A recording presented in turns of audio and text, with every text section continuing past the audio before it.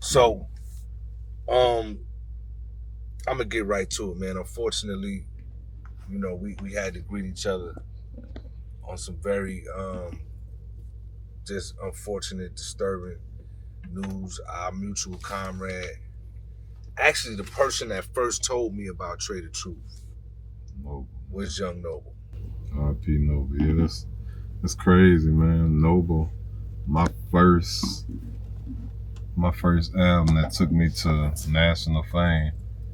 He was on the main track, which is called Restless. Yeah, crazy. And so I remember when Noble first told me about you, and he was like, "Yo, man, you got to check out this dude named Trae Tha Truth from Houston." We had been down here in the early 2000s, rap a lot and doing music with Lil J. Shout out to the whole Rap a Lot family. They showed us love. They embraced us. They was probably the first family, and really the city of Houston was the first major city outside of Los Angeles to embrace us after Pop passed. And so Houston has always had a special place in my heart. But I remember we was in Atlanta and Noah was like, man, he gonna pull up and we're gonna do a song. We're gonna knock a song out, And I'm like, all right, no, with him, let's do it. And you remember that song we did, man? That was a banger. It was we sampled some of that Ambitious as a Rider on that song, man. And y'all can go check that out on some of the old Outlaw mixtapes. But I just remember your energy and your presence. It was always solid from that day on, and we always had that connection, man. It's so fresh losing my brother, and less than 48 hours ago, and him feeling like it was over and he ain't have no other options.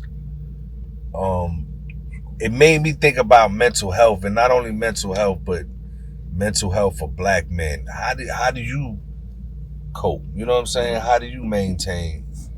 Because shit get crazy for all of us, bro. You know what I'm saying? Like, I'm going to touch on what you went through recently with your daughter.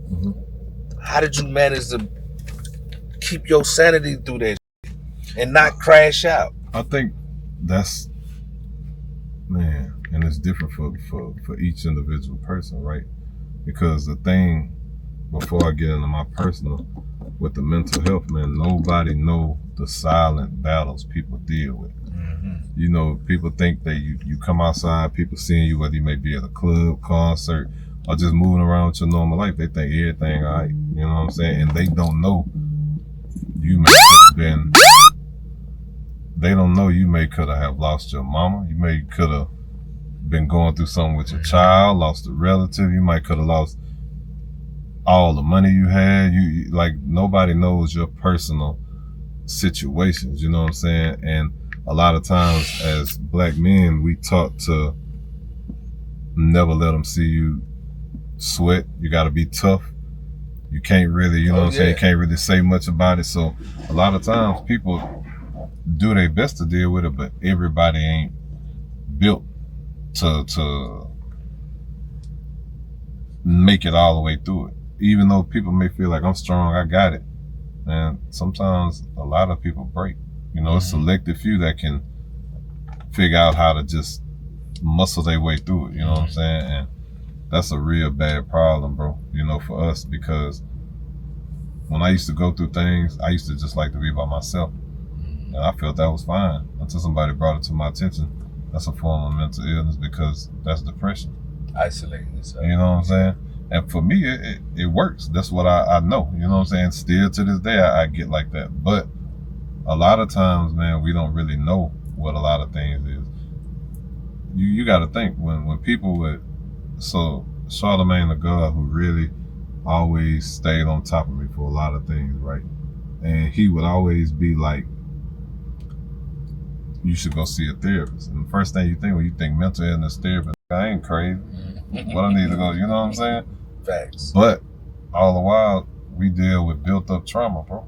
Yeah. Over all these years, you got to think, like, we sitting here now, but nobody knows how I may feel about even waking up to see Noble gone, or how you may feel, or you know, or just different. I'm just giving scenarios of different situations. Nobody knows. Everybody think it's all right, and everybody else think they just got to deal with it. It'd be cool, but it's a lot when it comes to that. So I'm really trying to help a lot of people through them processes with the mental illness. And the way I cope, man, is honestly trying to be to myself, which that ain't always good.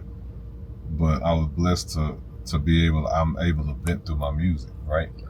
So when I vent through my music and people are hearing my music or people are hearing certain things, the way that I feel, I mean, the way that I express it in the music, they feel exactly how I feel at that moment. And that's a talent that I was blessed to have, because I may not be able to cry at this moment or whatever that may be, but they may hear that song and tears will be running down their face. You know what I'm saying? Mm-hmm. So that's one of my therapies. My children are by far, and then just being out there with the people giving back. Those are things I love doing the most. And no matter what I'm going through at the moment, if I could do one of those three things, I can make it through them situations at that time. Right on. Right on.